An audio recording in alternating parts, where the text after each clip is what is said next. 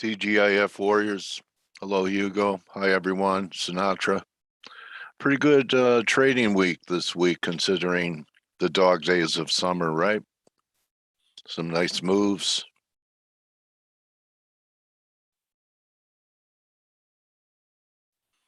So I'm doing pretty good, Sinatra. How are you doing? So we have new lows for the move happening here in Euro. I think we're getting pretty close to some type of dollar top. We're starting to get divergence there. We have some nice divergence developing here. I normally don't look for huge reversals on Fridays, sometimes to my detriment because they happen. I kind of see them as book squaring kind of days, but we're starting to get some divergences in Euro for a possible counter trend move next week. ILZ Arena, TGIF, thank God I found Forex Analytics, right? So we're getting all kinds of divergences in Euro. Dixie still, confirming the highs up here. So something I was thinking of is with Euro making new highs here, and this happened on the last cycle. Check this out. Swiss isn't close to the highs, right? So I remember last time up here, Euro kept making new lows, and the Swiss could not make new highs, and we had this. So this could be another short, maybe above 92, without making new highs above 92.40 next week. So, the Swiss seems to be holding up much better than the Euro. So I may look at that. Hello, Jamie. I look at relative strength. Everything in this business is trade selection. You could be right about dollar direction and not have the right pair. So, I'll compare things. This completely surprised me. I mean, it just kept going. I know we had the crude breakdown, but what a move in Canada. Could it correct? Yes, but look at the momentum on Canada. It's pretty amazing. In fact, it's almost at some targets that I had a long time ago up here around 131. We're almost there. So maybe that's where it stalls next week. Aussie, ugly. I really don't know what to do with that. Gold looks like it's just a flag and it wants to go higher. It's given up nothing compared to silver. Silver never really rallied as much and didn't give up as much. And we do have a negative week in the indexes, even though they rallied much further than I thought they would. That was a good call by Blake yesterday, not getting trapped on advising people not to short into the hole on a breakdown. Right? Remember that yesterday? I was surprised that NASDAQ got through this 14,920, but we're back underneath it. On a weekly basis, you have a negative week, a 2-week reversal on NASDAQ. If we close under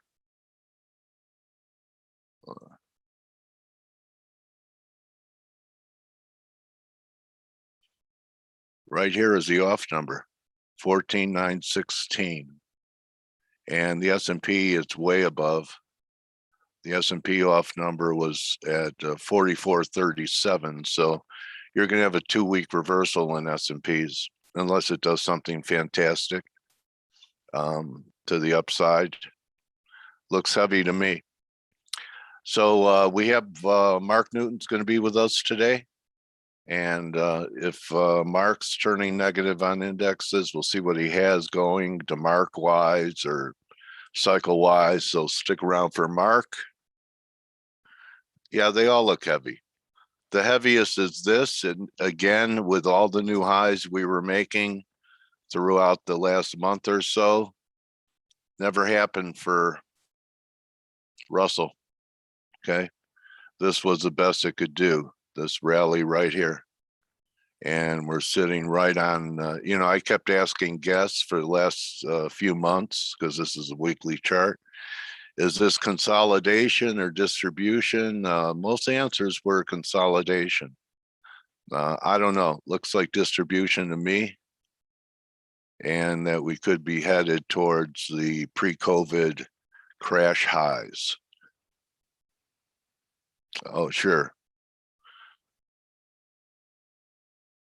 I think crude measured to about 59 or so. Whoops.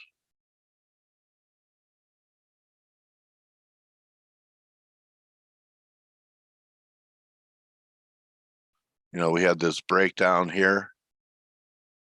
So maybe down, the measured moves even deeper, right? There's the chart, Forex Gal. How have you been? I haven't seen you around for a while. Oh yeah, VIX. VIX is going to be up again today. VIX had a good week. That's a nice candle, isn't it?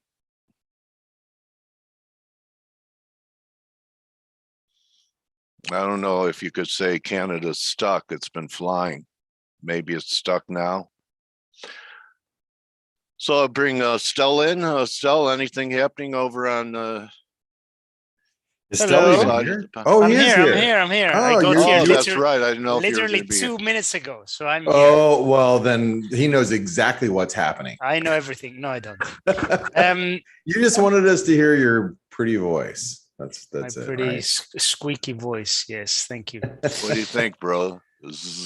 What do I think? I'm not going to say anything different from yesterday, I'm afraid.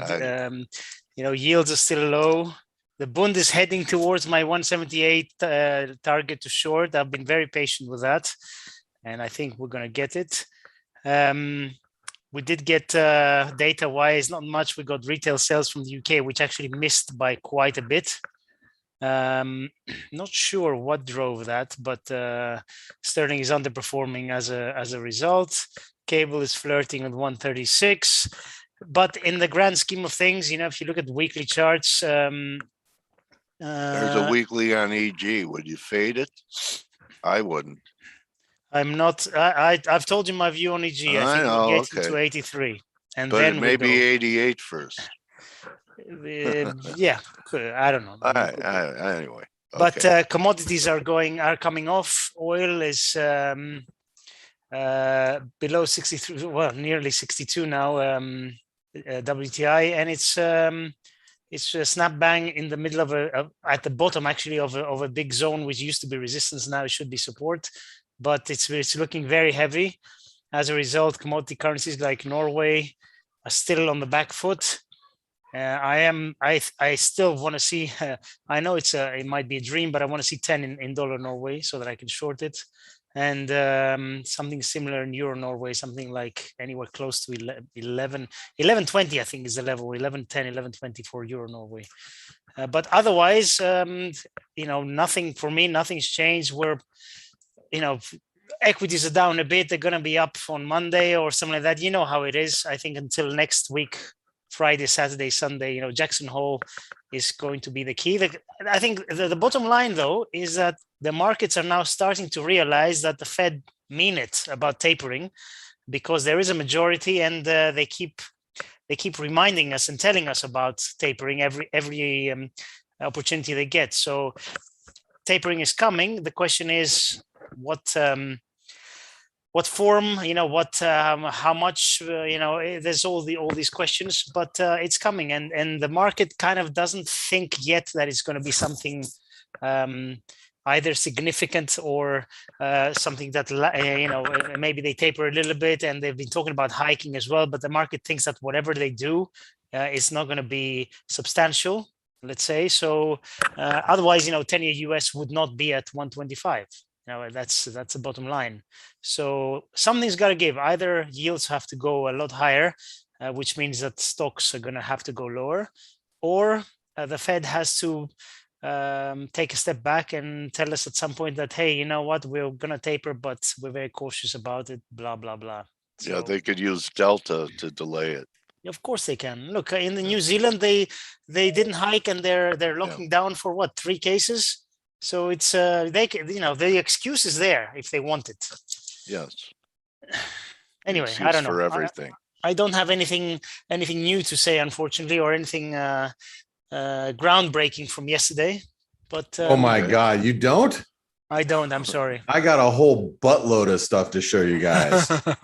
My goodness. It's been, hey Dale, how about this Huh? volatility that we're seeing? Nice August. It's great. It's exactly, you said it perfectly. It's a nice August. When's the last time? Well, first of all, when's the last time we've got this kind of volatility in the FX market, let alone when's the last time we got a summer with this type of volatility? So, you guys were talking a little bit about the euro sterling, and Dale, you'd mentioned about, being on the long side, and Stelios, I know you're still looking for lower levels. Look, I mean, the euro sterling came out of the, we came out of the wedge, and the break of the 85.32 level, and that was bullish. Soon as we came out of the wedge and we broke that 38% retracement, it's bullish. But now that we're at the 618 retracement, I mean, if you are in the same mind of Stelios, and you think that the euro sterling is going to go lower, this is the place you want to sell it, or somewhere around here, I would think. And I know Ryan, even though he's out of town and he's got a long-term, euro sterling short, this is the area that you want to be on the sell side, in my opinion. But one of the things that you still have to be mindful of is that we had this false breakdown from 2 weeks ago, and I bet if Ryan was here, he would be, thinking, hey, you probably want to sell into some strength here. I know he's longer term short that, and he's looking for lower levels, as is Stelios. So just a little food for thought for those of you that are in that point of view. I never say that being biased in one direction, that's the only way you should trade, but if you have a certain bias, you got to play into it, so if, like for me, if I'm a dollar bull, like I've been a dollar bull most of this year, every time I see this opportunity for the dollar to give me a place to be long, I'll get long. But it doesn't mean that I'm gonna always be on the long side. But like if you're a euro sterling bear, you may not have been short recently, but if your bias is that way, then you got to look at levels like these, being testing key fib levels to trade them in the direction that you think. And this would be a perfect opportunity for those of you that are dollar. If you guys are dollar bears right now, you got to be looking at where we're at. I mean, I'm a dollar bull, and but I know that the dollar has run really far. You look at the dollar Canadian, for example. Look, we're touching levels we haven't seen since the end of 2019. And look at the dollar Canadian. I mean, we were just talking about this on Monday, how I was underperforming the rest of the dollar pairs. Well, I would say that the dollar Canadian just played a little bit of catch up. And you can see we just hit 127% extension of the last leg lower. This 200-day moving average break, even though we did underperform in the dollar Canadian, that's a 3% move in 4 days. So the reason why I'm pointing this out is because you might not think, all right, I want to be long the Canadian dollar, but if you've been short the Canadian dollar, you've really got to take that into account. To getting a 3% move in currencies over the course of 4 days is in August. In August, it's unheard of, and these types of moves will wreak havoc on central banks. They do not like this type of volatility, so they're going to try to clamp down on it somehow. And you got to think that becomes a little bit of a risk. Look at the Canadian yen. We were talking about the Canadian yen as a head and shoulder setup. This was on the 16th, which was 4 days ago. If you go over to our free blog, For those of you that are not Forex Analytics subscribers, where the hell is it? Here, Canadian yen. Okay, head and shoulder pattern setup. Here we are. This is the neckline. We're below the 200-day moving average, but we're also hitting the highs from February of 2020. So I would be looking at this saying, all right, this is, you could say, oh, well, Blake, we're breaking the neckline. I wouldn't classify this as the neckline. I'd probably classify that as the neckline because this might be an overshoot right now. So the reason why I'm pointing this out is because if you're looking at this, you have to be really careful about being short, especially if you're, short from, a couple of days back. Let's say you read that blog on the 16th and you got short, which, beginning of, or the end of last week, I was short euro yen, I was short Aussie yen. So I get it. If you were playing these on the short side, I totally understand it. But you have to be a little mindful of where or how far we've gone in a very short period of time. There's something to be said when you're on the right side of the market.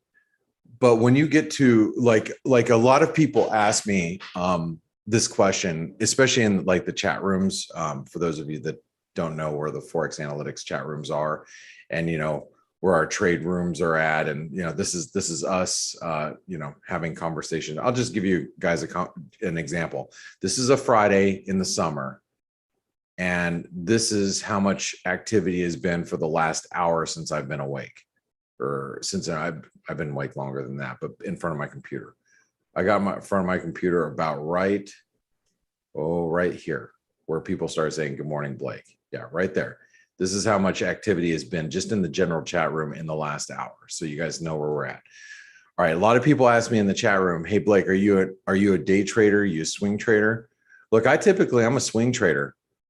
But if I get into a trade and I'm long or short, whatever it is, XYZ asset, and I get profitable really quickly, I will take it off. Because if you're in a trade, like let's say let's just give you an example. Let's say you're looking at this euro dollar and you're looking at this wedge, and then all of a sudden we break this descending wedge, we break it higher, because it's a reversal wedge. We break it higher, and I get long the euro at 116.90, right? And I'm like, yeah, I'm looking to get long and stay long over the next couple of days, towards 118. Great. Well, if I get long the euro dollar at 116.90, let's just say, and within 2 or 3 hours, it's trading at 117.60, and I'm up like 60 pips, 70 pips in a couple hours, I'm going to pull that sucker off the table, at least a portion of it. So it's not necessarily about, currencies getting to where you think they're going to go, or the market's getting to where you think they're going to go, but it's how much time did it take it to get there? And the reason why I'm pointing that out, because I've been looking at the dollar saying, okay, the dollar has reached these targets really quick. Like I look at the Aussie, and everybody that listens here daily should know I'm getting to a point where I want to be long the Aussie, because I've been targeting the 70-cent level, this whole zone right here for months and months and months. And we are really close to some pretty key levels in the Aussie dollar. I did not think we'd get here this quickly. I thought we would be trading down here in probably September, October timeframe. I had no idea we would be down, almost at 71 cents this quick. So the risk to that is, now that we're here, it's like, do you really want to be long? Because how about if stocks actually do start selling off a little bit? Does the Aussie actually implode and trade down towards, mid 60s? I think a lot could possibly happen over this fall. And that's why this fall is going to be really interesting. I've been waiting for this time for the FX market to have this type of volatility. I think we all have, but I'll tell you, I think volatility is going to be increasing dramatically going into this fall and for the years ahead. If you guys, there's a lot of guys and gals that are in the chat room that have been in with us, listening to not only the analysis of Forex analytics as we've been here as a team, but even prior to that, when I started the Morning Edge, 15 years ago, when I was with the Wise Trade Group and MB Trading, and we've been broadcasting live. And just as we started Forex analytics, Stelios and Dale, you guys would remember this. Do you remember the calls that we would make 5 years ago about every central bank going to ZERP? Do you remember those conversations? Yep. Beginning 5 years ago, right? And every central bank was in the middle of cutting rates, but not everybody was at zero interest rate policy. And we're like, oh, eventually every central bank is going to get to ZERP. All the major central banks will. And we effectively are, even the RBA and the RBNZ, even though the rates are slightly higher, but, effectively they are at as low as the central banks can go. They're basically at zero interest rate policy. The reason why I point this out is because I think moving forward, you're going to start to see rates moving dramatically. And as rates move dramatically higher globally, you're going to see volatility pick up, right? Yep, that's the theory. Let's see. And well, let's. I know a lot of people are skeptical about that, but how long can interest rates effectively stay at zero for everyone? Yeah, I mean, yeah. And well, Stelios, you've always argued that if rates move higher, that's going to be the catalyst that drives the dollar, or not the dollar, stocks lower, right? So it'll be interesting to see. I know this, even you look at bonds right now, people are surprised that bonds are holding up as well as they have. And I would say that this summer, I'm surprised that we've actually seen a rally in bonds and yields come down, but how long is that going to persist? It's going to be interesting to see if rates can actually, make a move. Anyway, the reason why I wanted to talk about some of this is because I think that we are seeing increased volatility in currencies in August. And I guess I just want to say precursor. Yeah, it's a precursor, right? You guys better strap it up and strap it on, and don't think I'm saying that in a sexual type of way, but put your seatbelt on, Blake, man. Some of you might have taken it as such. Richard said that did sound weird. DJ said too late. Hollywood guy, You know what? Hey, look, sometimes I say things that they just pop out, and they just pop out. Get it? Yeah, it's a Friday. TGIF. Yeah. Thank goodness it's Friday. So anyway, I'm just I want you guys to be looking at look at the dollar, man. This is a big breakout. I know it was my chart of the day yesterday, but I made it a point on Twitter, and I to point out that every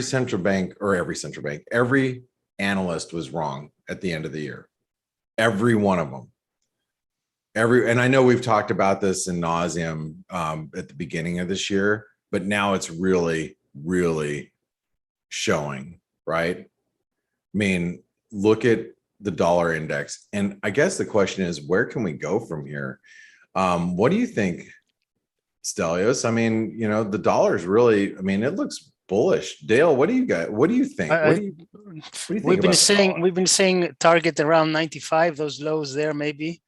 Could easily go there, but it depends on a lot of things. I mean, it could squeeze really, really strongly and go way beyond that. But I think that should be a reasonable target, let's say. Yeah, if you guys don't think that the dollar can't go higher, I mean, I think this is a perfect example of, we have actually hit. Or we have carved out a higher low longer term. I actually think that we're going to measure, Blake, off that formation that you have. Well, I mean, if we you give took it a the bottom, you know. yeah, just that- you get a the Yeah. thing is, I don't think the wedge played long enough. We didn't consolidate long enough to play it as a Oh. wedge. Okay. That's why I don't think this is going to play out. I don't think, but what I do think is going to happen is I do think we're going to challenge this previous support, will act as current resistance, and that's what I think. If you read, you read the blog post, I think we're going to 94.50, which this would be the, if you look at the fib longer term, right? That's oh, did I say 50%? It's a 38%. It's a 38% retracement of the Big move. entire move. And this would be very, what should I say? A move to 94.50, if the dollar is indeed moving down longer term, which I do believe it is. If you go back to my, conversations that we've had here over the last couple of weeks, I actually think that the euro dollar is going to be a buy somewhere down here in the teens. Meaning that the dollar index is going to be a sell, probably up here around 94.50. But that is a 38% retracement, and a 38% retracement in a AB equals CD equal leg is very doable and very normal. If you're getting a long, like if the dollar index is actually moving down longer term, and you go like this, right? Let me copy that and then put it like this. So if you look at, the dollar index and you go longer term, we're actually going down to 80, which I think is actually quite doable to retrace 38% retracement. So like, let's imagine, and this is kind of the way I envision it. We rally probably over the next, few weeks to a month or so, and we see a pullback in equities, and then we pole vault to new highs, and the dollar gets creamed, and we move, to new lows. I mean, that's the way I see it for now. But yeah, I think the dollar's caught the entire world off guard. I cannot tell you how many people have been bullish the dollar, and it's not just like, oh, people have been bullish the dollar on this bounce the last few days. I'm just saying how many people have been bullish the dollar all of 2021. You take any type of move that you see, or did I say bullish? I meant bearish. How many people have been bearish the dollar all of 2021? Every time the dollar gets a bounce and you see it bounce, people are like, I'm shorting the dollar. I'm shorting the dollar. Everybody thinks the dollar is going to hell in a handbasket. But, I think the argument that is the most, valid argument when you're talking about the dollar is you have to take a step back and realize it's not only the Fed that's providing liquidity. It isn't, it's not just the Fed. It's the entire world has been, providing liquidity in the in this COVID world that we live in, and providing support for their currencies. Now, you might think, well, the Fed, is still, the rates are, they're still providing a lot of liquidity, but the interest rate expectations are shifting, and they're shifting towards the dollar. And there are other central banks, like you take, the RBNZ, who, the Kiwi dollar is actually acting a little bit better, but, they didn't raise rates, and it looks like they're going to, slant more towards the dovish side. So, it's interest rate expectations move the dollar, not just, and currencies in general, not just rates themselves. So that's something that we have to think about moving forward. But I do think the dollar is going to continue to squeeze. I mean, this is what I wrote in the blog yesterday, unless we get a move back below 93.50 by the end of the day, I would not want to be short the dollar. Not like, not holding it over the weekend. I know if you guys are scalping around, you're gonna fade the dollar from time to time. I know I do, but I wouldn't want to be short this weekend if we close above 93. Let's call it, whatever the previous high here in April was. 19. Oh, that one. Yeah. Yeah. That was 93.20 right there. Yeah, But this one is 93.40, We close above 93.40. I do not think you want to be on the long side. I'm going to give one of you guys just one of you guys, just one of you. I'm going to give you guys all a little bit of an idea here for those of you that, want something that even keeps you away from the dollar. But it's something you were going to show. You want to play. Yes. You want to be long Dogecoin right now. I'm joking. I like the Aussie New Zealand here. And let me just show you something really quick. Okay. The Aussie New Zealand was great following the RBNZ this week. We rallied to 105.50. We came back down, retested. Okay. I got to actually take you even into an hourly chart. So we rallied following the RBNZ, hit 105.50. Now 105.50 was big because this 105.50 is the previous support from way back. You have to get back in the time machine over here. That was way back in February, right? So we rallied. This is an hourly chart. Okay. Just follow me really quick. Rally, hit that resistance, retest, went long. Let me just show you the analysis from earlier this week in the Aussie New Zealand for those of you that are Forex Analytics subscribers. So just so you can see how we've been playing this. Okay. Here, let's go over to the hourly chart. So we rally off of the lows, hit 105.50. We hit that support again around the 104.50 bounce. And so here we go. This is the bounce, the aftermath, right? Hit the 105.50 again.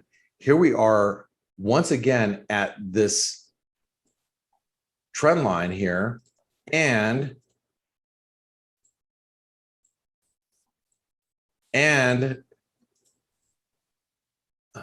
all the way back up to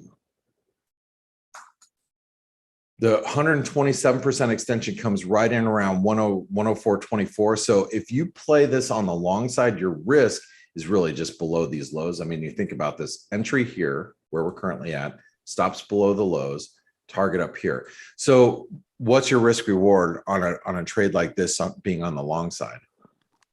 You're risking 1 to make 3. So you guys want an actionable item, then you can bypass all the dollar shenanigans right now. Keep it on the Aussie Kiwi. And that's all I got for you today. So I'm glad you guys listened in. Thanks for listening in today.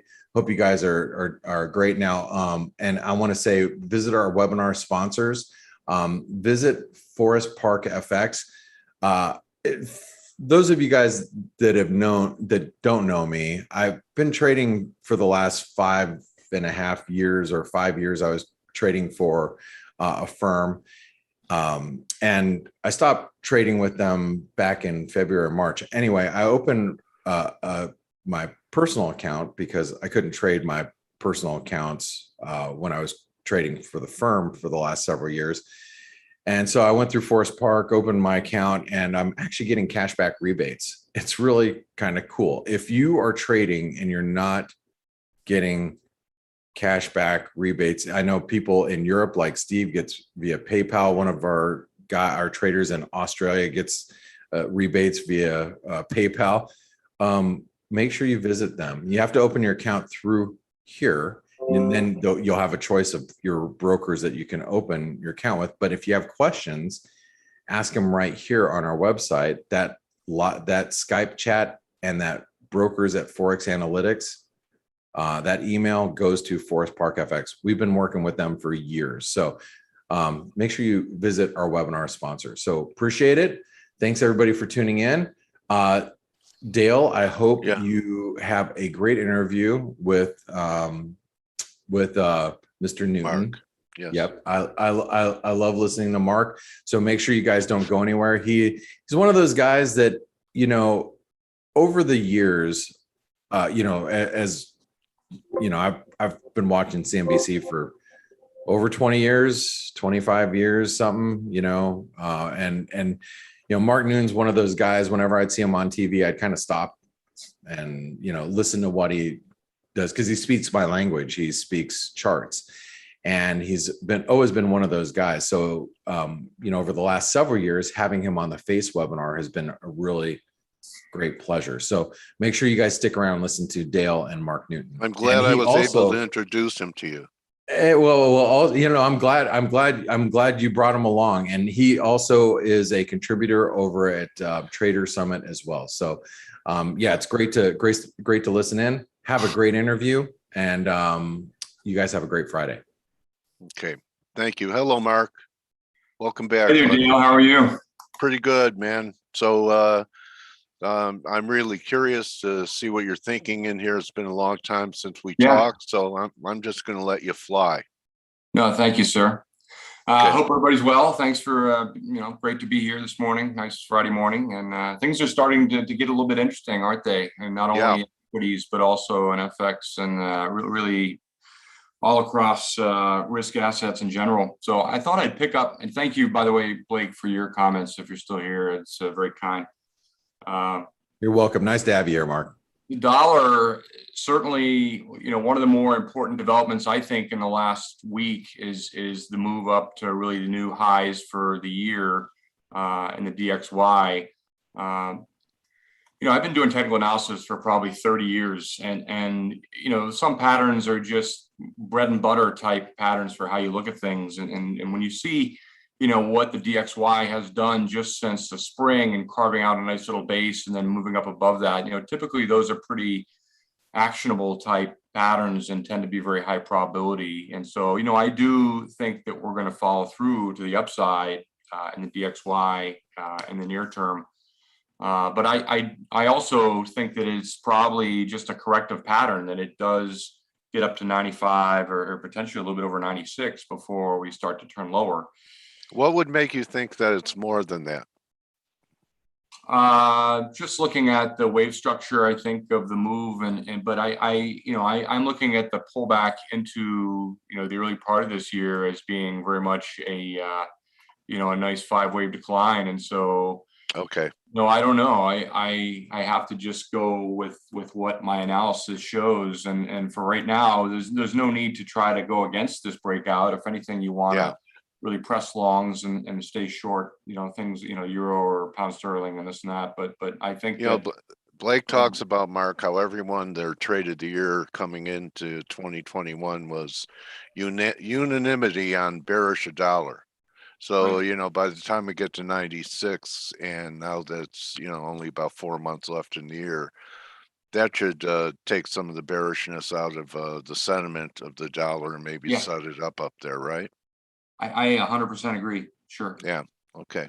So, if we rally up over the next couple months or potentially into year end, I mean, that would certainly set up for a very good chance to, I think, get long commodities, get long EM into next year, potentially. But right now, we're going to see exactly the opposite in the near term. I think we'll see a lot of deterioration in not necessarily China. We've already seen, a lot of weakness there, but my thinking is we'll continue to see weakness in, EM. When you look at that, I mean, that's really starting to roll over and implode, and that's just a very bearish near-term pattern. I think we probably get down to 47, 48 in there near term, but that, we're getting towards probably the final stage of this little sell-off in the near term.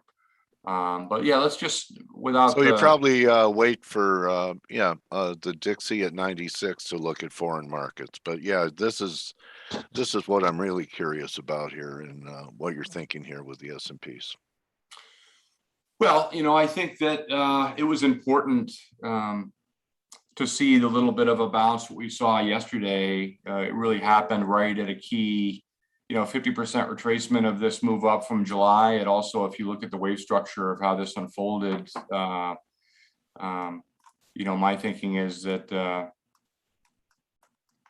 is exactly 1.618 of this first move down where we bottomed out. So that's important. But the sort of the takeaway here is that right now it's only been a 3-wave decline. And so just, for those that study Elliott, I do think we probably have a little bit of a rally in store potentially today or Monday, and then we probably turn back lower, and we probably mimic this little decline from Monday in price and time into next week or even into early September. But that's also interesting because if it's a ABC type correction, then that means we still have a likelihood of going back to new all-time high territory. So, Right. there's a lot of moving parts. And what I've been telling people is the market has really been dominated by so many of these, FANG issues that people have forgotten that you have literally, 5 sectors that have literally Carried the whole market. yeah, I mean, a lot of them, a lot of the groups so peaked out between the months of March and June. And so, things like the value line and many of these, I mean, this is 1,700 stocks equal weighted. I mean, this is our market. So the market peaked out in June 8th. It's not at all-time highs. Certainly if you include Microsoft and Apple, which are 12% of the S&P, then, of course, yes, markets are much more resilient. But other things like the transports, I mean, they've clearly fallen out of favor as of mid-May. Those have broken longer term uptrends from last year. And, that's sort of interesting that, you look at the leading groups like transports, semis, the SOX is really at the same level it was back in February. And so when the S&P recently declined, in August 16th, that was an exact 180-day ratio from the February peaks in technology. And so you have seen a little bit of a slide in tech, and some of that's been the SOX, but arguably, the FANG stocks are still holding up pretty well when you look at Microsoft, Google, Facebook, Apple, and those are so much of many of the indices and ETFs. So you really have to take that into consideration. And yes, the market is quite distorted. It's very much a mirage as to what's happening. Small caps have really been imploding of late, and that's really. I was going to ask, how many people I've asked this whole sideways pattern? So I ask you, Mark, is this consolidation or distribution? Well, I think we're going to see distribution. I think we are going to break 208. And so that's sort of the way I look at things. And let me pull up another chart just so I can show you a couple of things I'm looking at. I'm going to, I guess I should pause the share or stop the share. Let's see, resume share, stop New share. and then new share.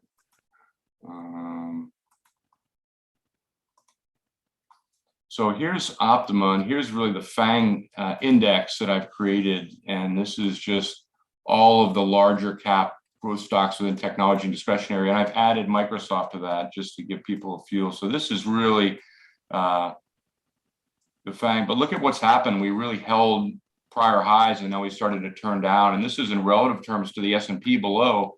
After a stellar uptrend, this really has been going sideways over the last year, but recently has been showing more weakness, specifically from February, and then we had a decent rally up from May, and now that's starting to turn down again. But when you look at small caps, look at what's happened just in the last 2 days. So the IWM compared to the S&P has broken trends going back since last spring. So that's a real big negative. I mean, you had a lot of people that were banking on small caps being able to hold and then maybe reassert themselves and move back to new highs. So I just don't know. This makes me a lot more negative on these smaller names. And many people just got caught up with how quickly, many of these single digit stocks went up multiples from last November into March. And then on the sell off, they said, okay, it's going to be time to favor small caps again. And I just don't know. So I'm a little bit more negative. I think you have to stick with large cap. And really what's interesting is that you look at what's happening with growth. Saw a big breakout in growth back in June, and even in the last couple of days, you've seen energy just start to implode, and growth has started to pick up again. So I think in the next 1 or 2 weeks, you see growth accelerate. Means you probably see the large cap, technology stocks hold up better than the rest for now. But then I think we are going to enter a time when when crude probably stabilizes a little bit, and I think that's, and yields, it's all about yields for the growth stocks, isn't it? Yeah, I think that's probably right. So yields, over the next week, I think that we're going to see yields likely dip a bit more. And so tech probably does okay, and then that's going to reverse. And I think we'll see the 10-year start a more meaningful advance that gets us back up towards 175, 180. But, I'm not in the camp that growth is going to, reaccelerate in the US. I'm just not a real big buyer of the US economy just booming in the years ahead. I think that we are going to hit a slowdown. And so that would dovetail into my thinking that the dollar, bounces, but then yet we stall and roll over. And I think, even the yield move up is going to prove temporary, and that it's going to be range bound, I think, for the next year. I think it's tough to see. So anyway, the chart you're looking at here is just EEM versus developed markets. Sorry, sometimes I'm talking and I don't realize I should be sharing charts of what I'm speaking about. That's okay. Yeah, this is as the dollar has moved up, this is the ratio of EM, and it really peaked in February along with many of the growth names initially, technology, and that's just hitting new lows now for the last couple of years. So this is still a pretty tough spot in terms of Mark, I remember a prior interview was probably, I don't know, May, June, and I think we at that time, and look, if you don't learn how to change your mind, you won't have any change left. You thought there'd be some type of trading turn to the downside, and there was. And you also said, and in October, I'm going to buy VIX calls. So August, it looks, especially with the action we had in the VIX this week, maybe we've already bottomed in VIX, and we've been putting in higher lows in VIX forever now. And I'm wondering if you think we're coming out of here. Okay. Temporarily. Yeah, I'm not sure that I can put too much faith yet in having a big move. Everything I want to avoid and tell other people to avoid getting too grandiose and making projections about large declines, and we really haven't seen any weakness, and that's the key. So yes, I do think that we probably see a little bit of a pop in the VIX. We're at 22 or so. Right, prior peaks are right up in the high 30s, low 40s. Yes, I do think that we probably revisit this area into the fall equinox into mid-September. I think that's sort of the period, but I just don't know if we're going to get the larger move. I want to see all indices sort of move down under July lows at a minimum, and yes, I do think that we're going to pull back to probably 4,300 in the short run, but let's see us take out 4,222. That would really open my eyes to the probability of a much larger correction across the board, and you just don't see that right now. You see everybody clamoring people have become really defensive in the last week. I mean, the sentiment polls have actually inverted. You see now more bears than bulls, which is crazy, with markets literally right near all-time high territory. So that's one thing to keep in mind. I think there's two factors that make me a little less real negative over the next few months. And I never thought I'd hear myself saying that heading into the fall, because I myself had thought this would be really the period that we have a real big correction. I'm thinking that likely gets postponed into year end, probably mid-November or late December, when a real peak happens that rolls over, that aligns with the 7-year Shemitah cycle and the presidential cycle. And I need to see proof at this point. So yes, I'm willing to play a decline in the indices for a little bit, and let's see what happens. Let's see if it really starts to show some volatility, but there's no need to swing for the fences when, markets really haven't shown that much weakness. And if we do, start to really get down near 4,300 or 4,250, then you're going to see fear like you haven't seen in a while heading into next month. And so, I'm inclined to probably buy into that initially and see if markets still are going to push higher yet again. Okay.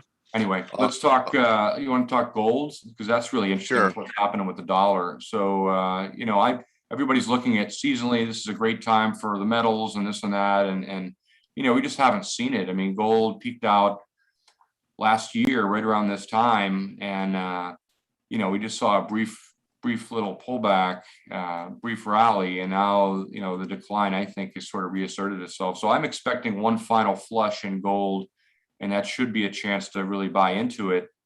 Silver has taken the lead on the downside. That's far weaker. And I think, you see a move down towards, last fall's lows, 22 area. I'd be much more inclined to get long silver, and but just not when the dollar, if the dollar is continuing to move higher, it just makes it tough, and interest rates also. So I think that yields should start to turn up, and I'll show you what I'm looking at here, and I just think momentum is starting to improve a little bit, and some of the stuff I'm looking at wave wise makes me think that any pullback in the next week, that we are going to form a bottom and that we're going to turn up, and probably this looks to be a decent wave one move up off the lows. So I think you'll see anything down near 115 to 120 or so in the 10-year would be a chance to really short treasuries, and think we're finally going to start a little bit of a rally in yields, treasury decline. So Okay. owning metals during that time should prove really difficult. I think if the Yeah. dollar's moving up and yields are moving up, real rates are going to really, at least for the near term, they're going to prove to be detrimental to the precious metals progress. Okay. And energy, that, was a darling for a while, and it broke down. Crude broke down. Yeah, I think that crude is actually closer to a time when I don't mind being, trying to fight the trend a little bit, only because I see this as being sort of again, ABC, looking back at ABC. Elliott, I mean, it's not a 5-wave decline. So it's Right. really still part of the larger pattern where I think we're probably going to get back to highs and get back to 80. So I'm looking at this right now, the waves are equal between the move in July and the move here, right? It's 62.5. Now we're getting below that. Downside, I think, should be capped around 58 maximum, maybe even 60. The next week is going to show some evidence, I think, of some stabilization. But for right now, sure, classical technical analysis would tell you, yeah, that's certainly very weak when you break a multi-month uptrend like that. And so it looks like you have a little bit more to go on the downside. Okay. Crypto. Yeah, I'm long a little bit of like things like Bitcoin, but I don't know how far I can trust it. I think that momentum is starting to roll over a little bit on this consolidation, and I just don't know. I think that you can still make the case for sort of an ABC type move. I'm looking for Bitcoin right around 50,000, and really using a stop of right near 43.9. And if it gets below that, then I'm just gonna pull everything and think I revisit it. I got out of most of my crypto between January and March of this year, but 75% of it was right near, Yeah. right near the middle part of February. And I did that only because we saw, things like RSI got up, in the high 90s. And we'd only seen that twice in all of Bitcoin's history, when you see monthly RSI get so overbought. And historically, you've seen almost 90% drawdowns from peak to trough. So, I We do still respect haven't the had fact a that 5. This could still be a 4, is what you're saying, or we had a 5. Well, I see the waves. Yeah, it's sort of, yeah, I don't know what to make of I thought this was going to be a 5 here and we'd start Yeah. up, and I don't know, but I think right now this is sort of a corrective move. I'm just not certain. My big thinking is that, if some of the other cycles I look at, the cycle composite, it was actually negative for 2021. And I put that out a few months ago and people were aghast. And then all of a sudden Bitcoin started to turn down. I'm not sure whether it's going to be regulation or what, but for now, I'm trying to stay very tactical and very short term in how I approach this, and just simply be long until there's proof that this doesn't work. But momentum is certainly improving on this move up, but I'm still of the opinion that we probably peak out and then probably turn down again, as maybe you see a larger sell-off in equities. I don't know that Bitcoin could avoid that money would just flock to Bitcoin and it would be a safe haven. I certainly don't see that. So we have an attendee asking if you could take a look at, I know you talked bonds and yields, TLT, please. yeah.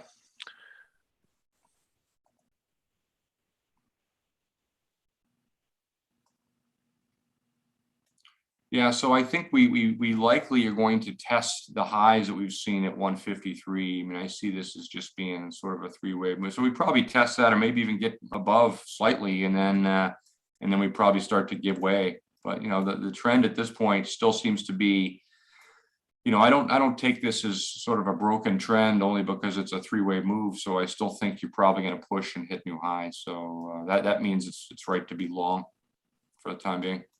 Okay, And then we'll see. And then when we reverse, certainly if we take out, you know, 148.50 or definitely on a 145, then I can make the case to start to play for a move back down to lows. But I think we have one final flush in yields, and that happens over the next couple of weeks. And that means this goes higher. okay.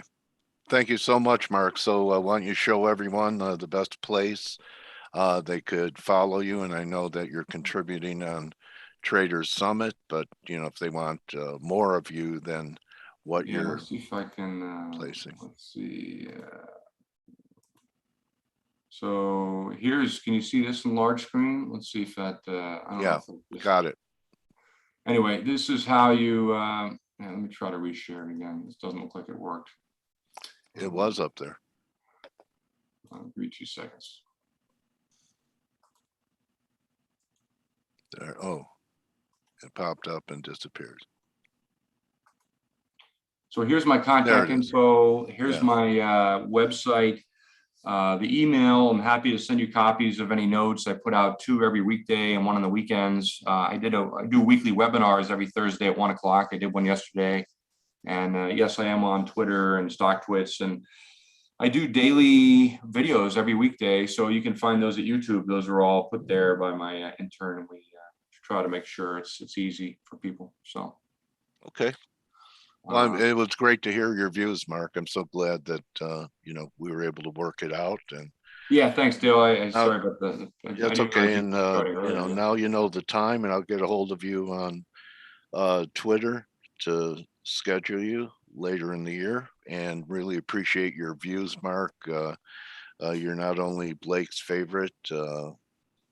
I think you're one of the best out there. Thank you, sir. No, I appreciate it, Dale. And thanks to everybody for tuning in today. And we will see you soon. So happy, happy rest of the summer. And happy Labor Day when the adults get back from the Hamptons, right? So yeah, my anyway, kids are going off to school, so I'm going to be an empty nester for the first time ever. So it's sort of an exciting time.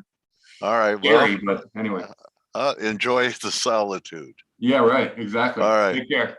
Thank you, my trading warrior brother, Mark Newton, everyone. You could follow him on Twitter at Mark Newton CMT. And that's a wrap for the week. I hope that we've helped you and added value to what you're trying to accomplish as a trader here. And if we have, the best way to show your appreciation is to become part of our trading community.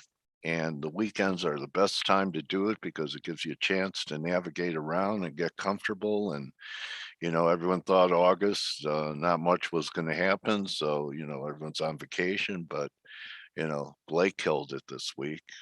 All right, a few winners. I hope you guys did too, but we laid all on the court because we're rooting for you. Our mission is to build up and edify traders every day. We do it with the team and the guests that we bring in. And I hope everyone has a great weekend. Remember, don't just count your pips, count your blessings.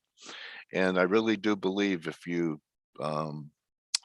give it a try and for 90 days and hang out in the chat room and have access to everyone's research and patterns, that you'll be happy. Well, you know what, Richard, you're saying woo 25 pips for the whole week. Let me tell you something. I bet that there are many people that wish they were just even. So don't poo-poo a winning week. That's from Coach. And with that being said, I'll see everyone on Monday. Have a great weekend. Adios. Oh, you could join the team for Morning Edge in 16 minutes as well to wrap the week. Okay, see you guys. Cheers.